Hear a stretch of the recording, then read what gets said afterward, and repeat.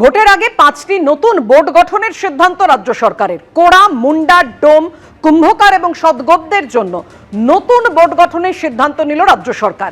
5টি নতুন সাংস্কৃতিক ও উন্নয়ন বোর্ড গড়ে তোলা হবে। 5 জনজাতিকে আন্তরিক অভিনন্দন। এই বোর্ডগুলো এদের ভাষা ও ঐতিহ্যকে রক্ষার চেষ্টা করবে। তাদের শিক্ষা, স্বাস্থ্য, চাকরির সুযোগ তৈরির দিকেও নজর রাখা হবে।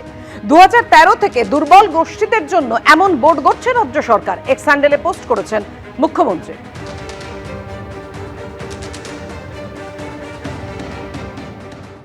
রাষ্ট্রপতির অনুষ্ঠানে স্থান বদল ও প্রোটোকল ভাঙা নিয়ে রাষ্ট্রপতির ক্ষোভ প্রকাশ। আর এই নিয়ে রাজ্য বনাম কেন্দ্র বিতর্ক চলাকালীনই গুরুত্বপূর্ণ সিদ্ধান্ত কেন্দ্রের। শিলিগুড়ির সিপি ও দার্জিলিং এর জেলা শাসককে এবার ডেপুটেশনে চাইল কেন্দ্র। সিপি সি সুধাকর ও জেলা শাসক মনীষ মিশ্রকে ডেপুটেশনে চেয়ে পাঠালো কেন্দ্রীয় স্বরাষ্ট্র মন্ত্রক। এই নিয়ে রাজ্য সরকারের মতামত চেয়েছে কেন্দ্রীয় স্বরাষ্ট্র মন্ত্রক, খবর নবান্ন সূত্রে।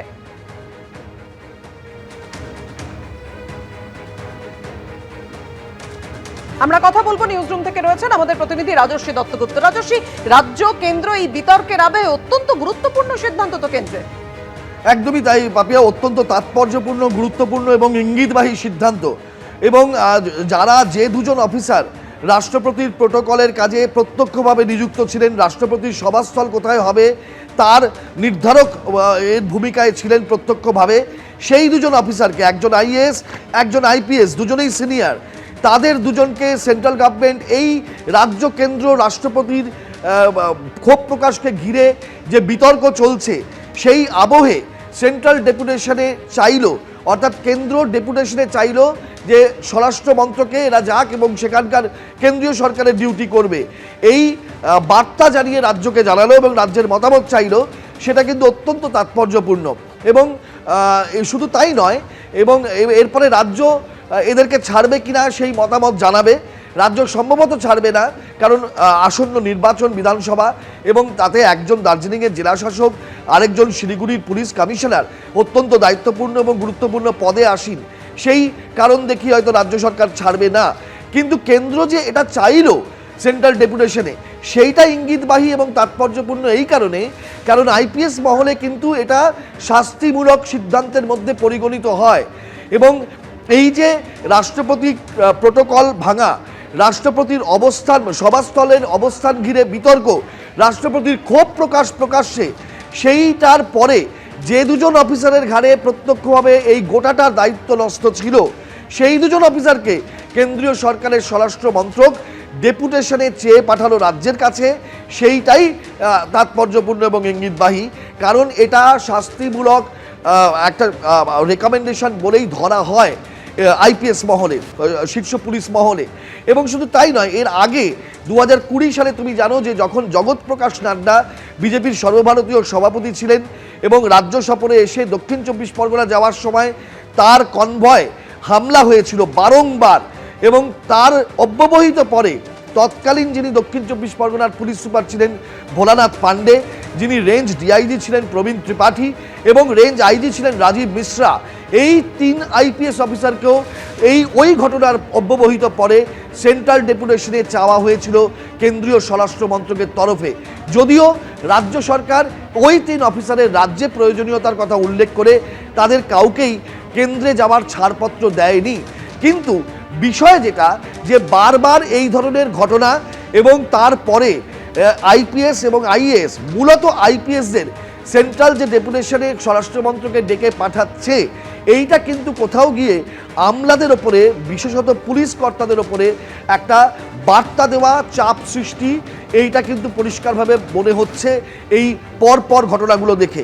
এবং এর আরও একটা বড় প্রত্যক্ষ প্রমাণ আমরা পেয়েছিলাম 2020 সালে, যখন কলাইকুণ্ডায় প্রধানমন্ত্রীর বৈঠকে দুর্যোগ ঘূর্ণিঝড় ইয়াসকে কেন্দ্র করে মুখ্যমন্ত্রীর সঙ্গে তৎকালীন মুখ্য সচিব আলাপন বন্দ্যোপাধ্যায় একই সাথে প্রধানমন্ত্রীর বৈঠকে প্রবেশ করেছিলেন এবং মুখ্যমন্ত্রীর সঙ্গেই প্রধানমন্ত্রী বসে থাকা সত্ত্বেও প্রস্থান করেছিলেন। সেই ঘটনার যে কার্যকারণ পরবর্তী সময় হয়েছিল সেইটাও কিন্তু একই রকমভাবে হয়েছিল। এখন আজকের প্রাসঙ্গিকতায় রাষ্ট্রপতির ঘটনার অব্যবহিত পরে একজন আইপিএস এবং একজন আইএএস অফিসারকে কেন্দ্রীয় স্বরাষ্ট্র মন্ত্রক ডেপুটেশনে চেয়ে রাজ্যকে বার্তা দিয়েছে এবং রাজ্যের মতামত চেয়েছে। এইটা সেই দিক থেকে অত্যন্ত তাৎপর্যপূর্ণ এবং এইটা নিয়েই এখন পুলিশ মহলে জল্পনা চলছে। রাজ্য তাদের মতামত কি জানায় সেটা পরবর্তী সময় জানা যাবে। ধন্যবাদ তোমায় রাজস্বী। রাষ্ট্রপতির সঙ্গে যা ঘটেছে তা ক্লোজড চ্যাপ্টার হতে পারে না, আক্রমণ শুভেন্দু অধিকারীর। রাষ্ট্রপতিকে কোনো অসম্মান করা হয়নি, কোনো অসম্মান হলে দায়ী বিজেপি, পাল্টা কুণাল ঘোষ। আমাদের মাননীয় রাষ্ট্রপতি মহোদয়া শুধু রাষ্ট্রপতি মহোদয়া নয়, একজন আদিবাসী মহিলা, সম্মানীয় মহিলা এবং একজন নারী শক্তি। তার সঙ্গে যে আচরণ করেছে, এর থেকে একই আচরণ করেছিল আলাপন বন্দ্যোপাধ্যায়। তিনি অবসরকালীন সুযোগ এখনো পাননি, কোর্টে মামলা চলছে।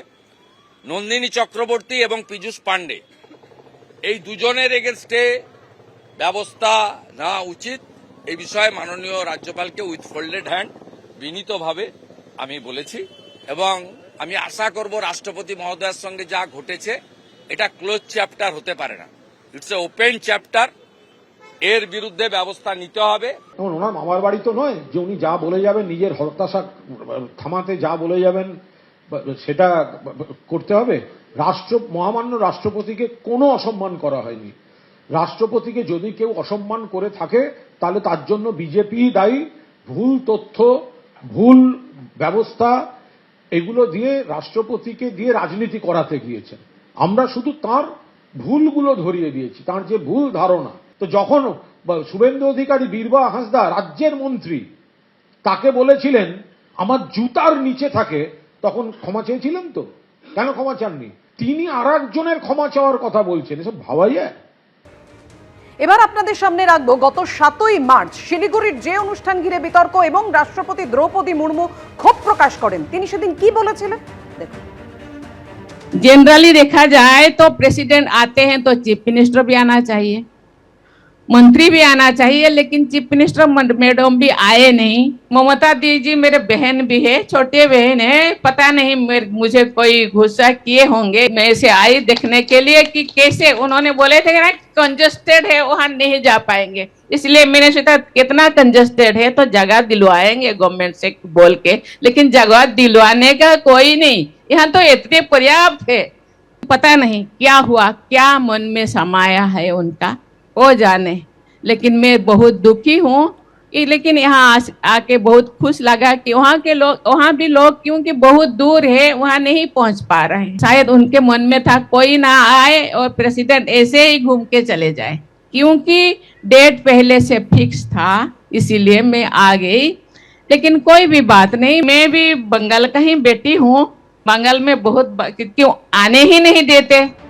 एबीपी आनंद एगिए थाके एगिए राखे।